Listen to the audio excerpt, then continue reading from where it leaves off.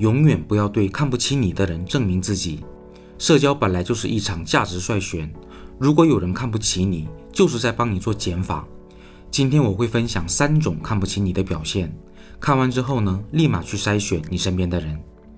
首先是带有优越感的指点和同情，基本没有好意，内心的潜台词是我比你高级，所以我有权评价你。这些建议呢，不是想让你变好，而是为了证明比你聪明。说话的时候呢，会带着一种哄小孩或是面对差等生时候的懒散和不耐烦。就算做对了一件事，也不会发自内心的鼓励，只会说哟，这次居然没搞砸，终于开窍了，心里已经贴上了笨、没见识、反应慢的标签。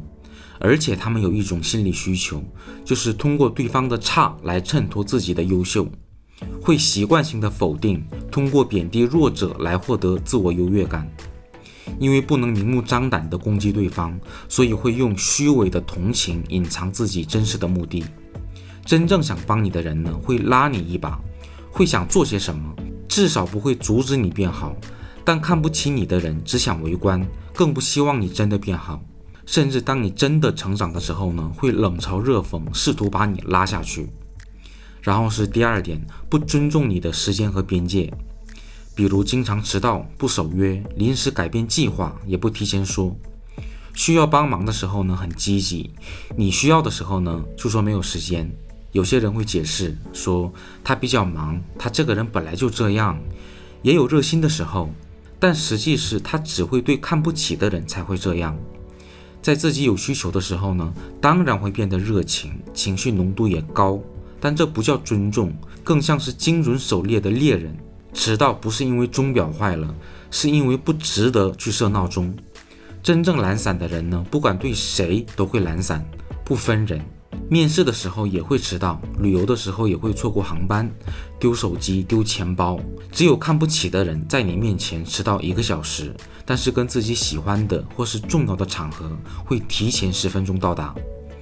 而且懒散的人呢，失约的时候会有补偿心理，会不好意思，但看不起你的人只会轻描淡写，甚至反过来发火，不就是晚了一会儿吗？你至于吗？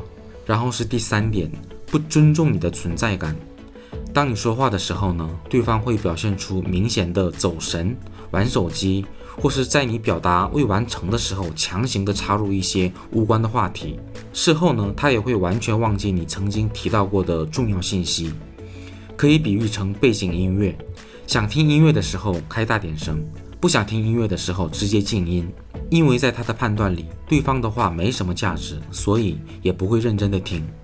而且在很多方面呢都没有耐心，他可以为了自己重视的人花1个小时去解释、等待、沟通，但是对看不起的人会频繁的看钟表、叹气、皱眉，或是在你还没有说到重点的时候呢，就会直接打断。行了，直接说结论，这点小事怎么就说不明白呢？像这样完全的不愿意投入耐心，而且容错率很低，明明不是你的问题，还把错误全部推给你，把对方当成是情绪的垃圾桶。那他们为什么会这样呢？看不起的本质就是把你放在比自己更低的位置。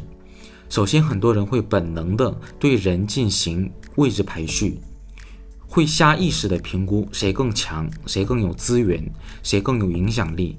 一旦判断出对方的位置比自己低的话，很容易出现不耐烦、语气随意、不尊重这样的表现，比较原始。仔细想的话，是不是很多动物社会就是这个样子？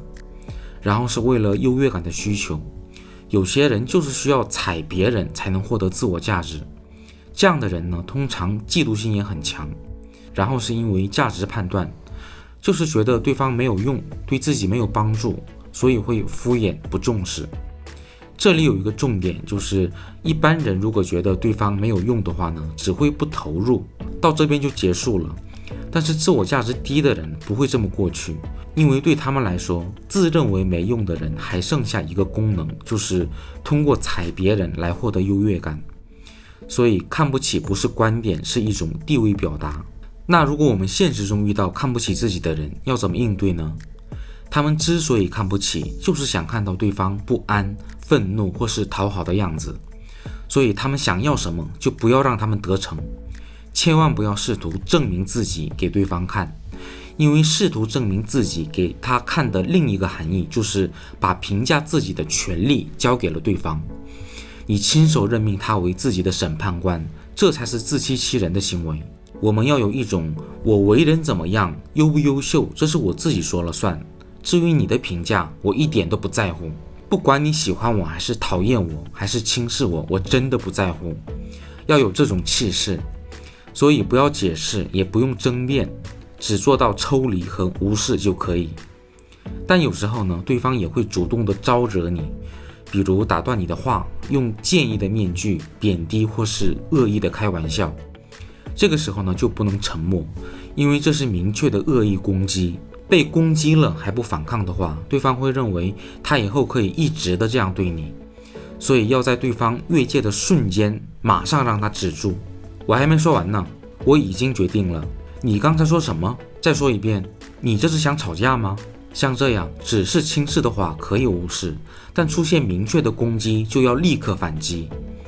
其实看不起这个情绪更多体现在自卑的人，那些经常讽刺的、喜欢抓别人缺点的、嘲笑别人的人，心里的逻辑是你很可笑，所以我更好，我更优秀，就是缺乏安全感，缺乏自信。有能力有自信的人很少会嘲笑别人，就算有，也是在对方的行为真的很荒谬的时候，没有道德，当下真的被影响到了，比如走路的时候莫名其妙的被泼水。但是这种嘲讽呢，更像是讽刺和揭穿，不会没有理由的攻击别人。好，今天就到这边，谢谢，再见。